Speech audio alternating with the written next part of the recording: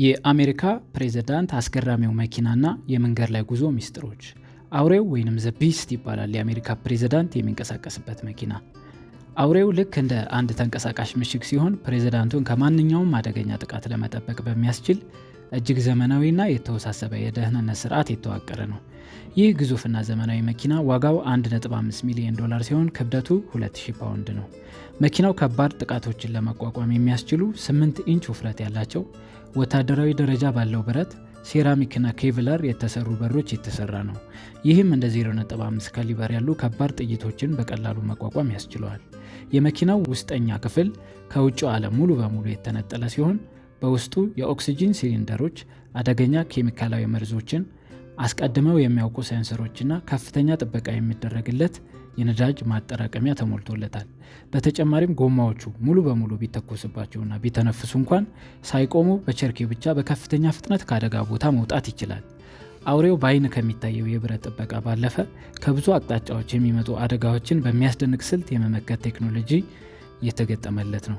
የተገጠሙለትን አንቴናዎች በሁሉም የሬዲዮ ሞገዶች ላይ ከፍተኛ ጫጫታ በመልቀቅና ምንም አይነት ግንኙነት እንዳይኖር በማድረግ የርቀት መቆጣጠሪያ ቦምቦች እንዳይፈነዱ ያደርጋሉ።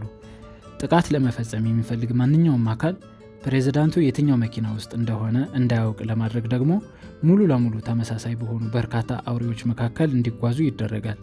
የፕሬዝዳንቱን ደህንነት ለማረጋገጥና ለማጥቃት ለሚፈልጉ አካላት በቂ የዝግጅት ጊዜ እንዳይኖር በማለት ፕሬዝዳንቱ በመንገድ ላይ የሚቆዩት ጊዜ ከ30 ደቂቃ እንዳይበልጥ ይደረጋል። በድንገተኛ አደጋ ጊዜ ደግሞ ደም ቢያስፈልግ በሚል አውሬው ውስጥ ሁልጊዜ የፕሬዝዳንቱ የደም አይነት ጋር ተመሳሳይ የሆነ የደም ክምችት ይያዛል።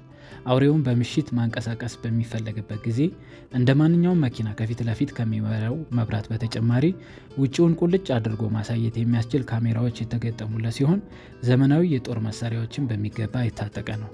ይህንን ግዙፍ ተንቀሳቃሽ ምሽግ በተጠንቀቅ የሚጠብቁት እጅግ ከፍተኛ ችሎታ ያላቸው ባለሙያዎች ናቸው። የአውሬው አሽከርካሪዎች ማንኛውም ሾፌር እንዲኖረው ከሚፈልገው ክህሎት በተጨማሪ መኪናውን ወደፊትም ሆነ ወደ ኋላ በኩል ፍጥነት ማሽከርከር፣ ፈታኝ ከሚባሉ አጣብቂኝ ወጥመዶች በፍጥነት በዘዴ ማምለጥ በሚያስችል የአነዳድ ጥበብ የተካኑ ናቸው። ፕሬዝዳንቱን አጅበው ከሚንቀሳቀሱት የባለሙያዎች ቡድን መካከል የግል ደህንነት ጠባቂዎችና ጥቃት ቢከሰት ቦታው ላይ በመቆየት ጠላትን የመመከት ኃላፊነት ያለበት የጸረ ጥቃት ቡድን ይገኝበታል።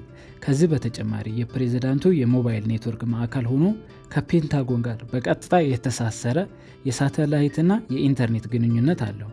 ለባዮሎጂካል ወይም ኬሚካል ጥቃቶች ፈጣን ምላሽ የሚሰጥ ተንቀሳቃሽ ላቦራቶሪም በውስጡ ይገኛል። እንደ ሮኬት ላውንቸር ያሉ ከባድ መሳሪያዎች ቢተኮሱበትም አውሬው ወዲያውኑ ኢንፍራሬድ ጭስ በመልቀቅ የሙቀት ምልክቶችን ሙሉ በሙሉ በመሸፈን ሙቀቱን ተከትሎ የሚመጡ ሚሳኤሎች ኢላማቸውን ስተው እንዲሄዱ ያደርጋል።